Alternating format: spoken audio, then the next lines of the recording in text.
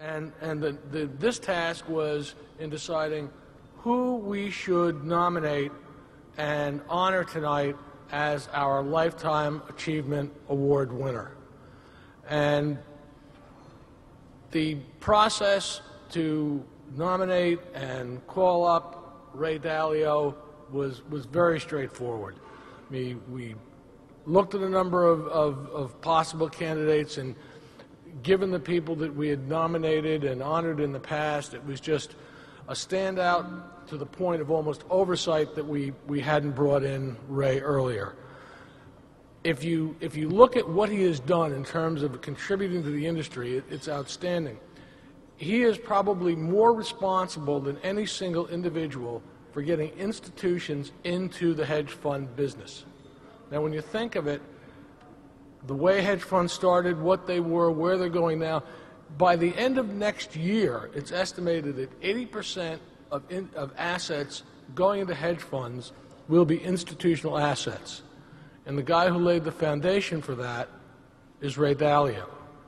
He also has been unique in the manner in which he goes about making decisions, operating, in what he calls stress testing, which essentially is he's pretty sure he knows what he's doing, and Lord knows he's built Bridgewater into the biggest hedge fund around, so obviously he's gotten a few things right. But he's careful enough to do what he calls stress testing all his ideas, where he will engage in conversation to the point of confrontation with his own staffers to determine, is this the right way to go? Is this the best thing to do? So you've got a combination of a man who has introduced institutions to the hedge fund industry and also been a great manager in getting the process to where it is now. So with that, I'd like to bring up Ray Dalio. Receiving a Lifetime Achievement Award is somewhat of a mixed blessing. It's, I'm on the one hand extremely honored when I think of all the terrific people in the industry. I think really hedge fund people around the world are some of the smartest people I've ever met in my life. And to be able to receive this award, particularly over a lifetime.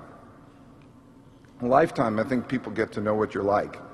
And so when I think about the people who are here and the pleasure that I've had to work with some of them, too many people to name, I'm sure I'd offend people, and I think about the people that I've had to also, not only the clients and people I work with, it's really a treat, and somewhat an undeserved treat, because I'm the one who's standing up here, and they are really the ones who make this possible. So I'm very pleased about that.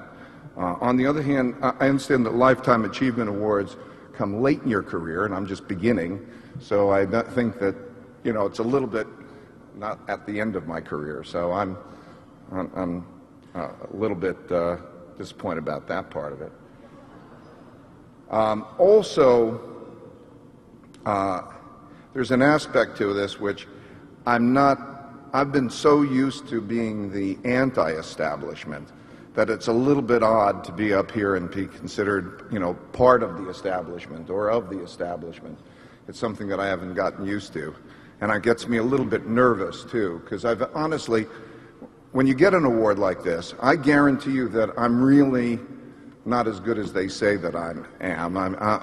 The mistakes have been more important to me. Honestly, Lee Iacocca said, it's easier to survive your failures than to survive your successes. And I think that that's true when you think about the mistakes and the benefits of the mistakes and how you learn. I know myself, it's fear of failure that has been the main driver. The greatest improvements that we've ever had have been when we've had the more challenging times that makes you dig harder. You learn from that. That's the better thing.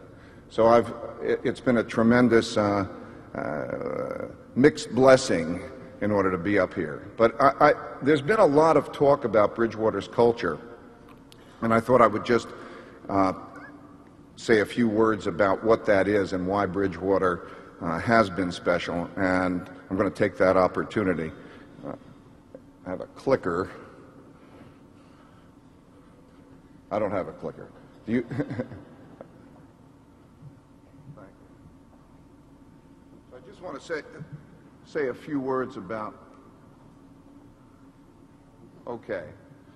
I think the magic formula for success of a business, any business, is people and culture. People say, what did you do to be successful? How did you construct portfolios? How did you get the deep knowledge? I think the most important ingredients are people and culture. Culture is values and the living those values out in a way every day.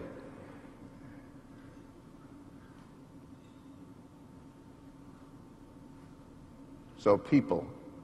So what do I mean by great people? I think the most important qualities of people are three qualities: are character, common sense, and creativity. And the most important quality is values. You know, when we interview people, most companies look for skills. There are three things, I think, that make up an individual. There are their values. Those are the things that draw people together over a period of time. Whether you have a happy marriage or the best friends that you're ever going to have, or the people who are going to have the same values. Those are the core, most important ingredients. Then there are abilities, natural abilities, the ability to do math, or some people are naturally talented in art, or given a certain ability, certain set of abilities. And skills. Skills are the things that I think most companies make the mistake of putting number one. They'll ask different people, what are your skills? Did you do that job before? But they'll never ask them questions like, why do you work? Why do you work?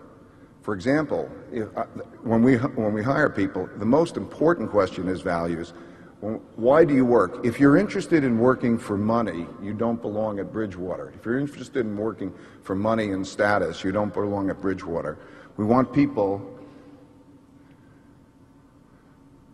who live out this culture in which we deal with, create a community.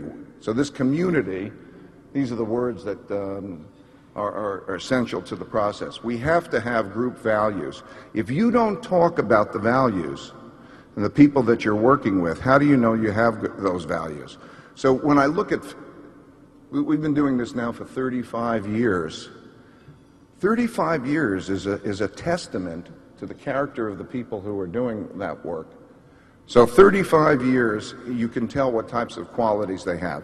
If they're doing it for money, there's a time where money, there's a choice between money and excellence. And you have to, I think, have those kinds of values, those deep values.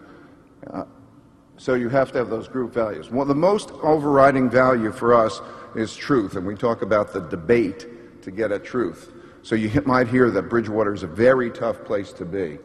And that truth, through this debate process, is the thing that makes us better. And that truth sometimes has to include things like things that you're not good at, what your weaknesses are. I don't think that there's a problem if people have weaknesses and they know they have weaknesses. The greatest barrier that people have in their own personal evolution is not understanding their weaknesses and running into them all the time. So we have a process which is a non-egotistical process of trying to get at the truth. We have radical transparency to get at the truth. For example, you can't talk about anybody without that person being in the room.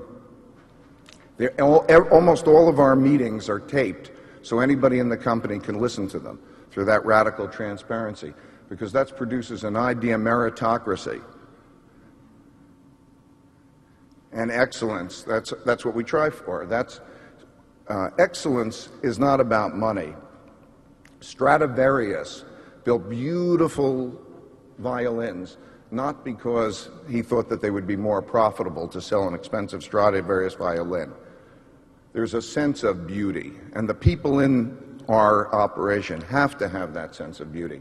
The sense of beauty in terms of the investment process, the sense of beauty in terms of every aspect, client service, every aspect has to be that. And we appreciate each other, and we fight with each other in order to try to be better.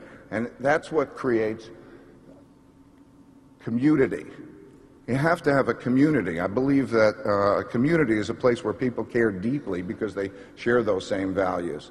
And so we have to have a certain type of community that in which we care about each other, we share each other's lives, and we get better together.